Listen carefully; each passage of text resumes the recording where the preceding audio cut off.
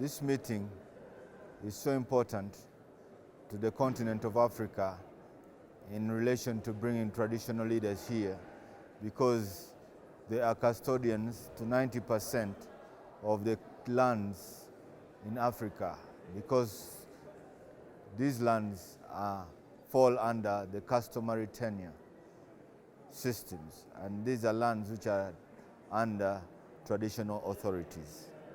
And so that's the relevance and the pointers of traditional leaders being present at these meetings, to hear the proposals that are coming out of African states and African communities, in order for them to make adjustments and ensure that many of these changes are implemented on ground.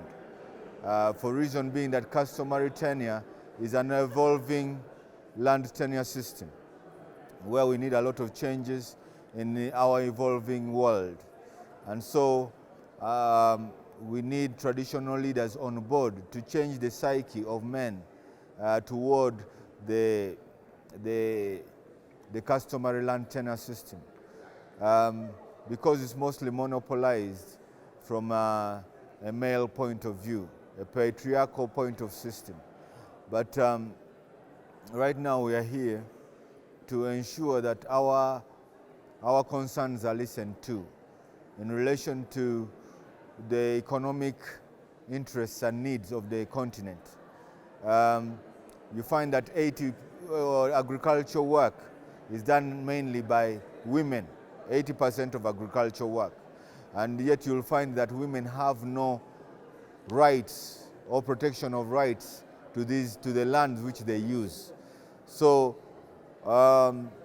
men can come and sell off these lands at any time without asking the woman. The question is the woman an African or not? Has she got a right to these lands or not?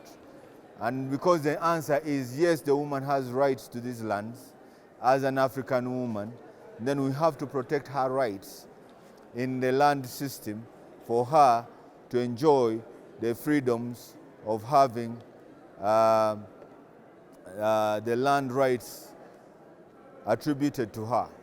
And secondly, because these women, they are providing the food that we eat, and they are providing the finances that run our economies, because most of agricultural economic revenue comes through agriculture, you understand, and which is done by 80% of women once again.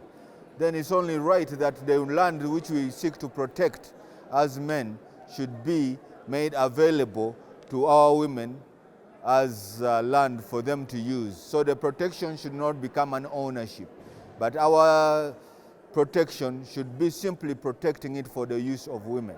This meeting is a wonderful meeting because this is the top tier of the meetings. This meeting is happening at the African Union, where the message can be sent to other nations. And we pray that our deliberations and the things we're talking about and our intents and purposes over customary land shall reach the African Union Commission, and so that it's presented before the heads of state who are already willing. Remember, they started off this campaign in 2009 in Sirte in Libya, from the 1st to the 3rd of July. You understand? They sat and said that we need to transform Africa and remove it from poverty. And so these are the issues they put at hand to address, because without addressing the land issue, where all development happens, where large-scale land-based acquisitions happen from other foreign countries, where all things matter and happen, and even right now when you look at the wars that are going on around the world, are all resource-based and land-based. Whether they're arguing over borders or boundaries or whatever, it's all land-based. So the land is a very important aspect of our African culture. It's a spiritual, cultural, and it's a social property. So we need to look at it as traditional leaders. How do we enjoy this social property? Through making it accessible for all, but in a responsible, planned manner. So this conference is important and relevant in us answering these questions and deliberating together for us to come up with a position to give to our heads of state that will then enable us to implement in our own regional states.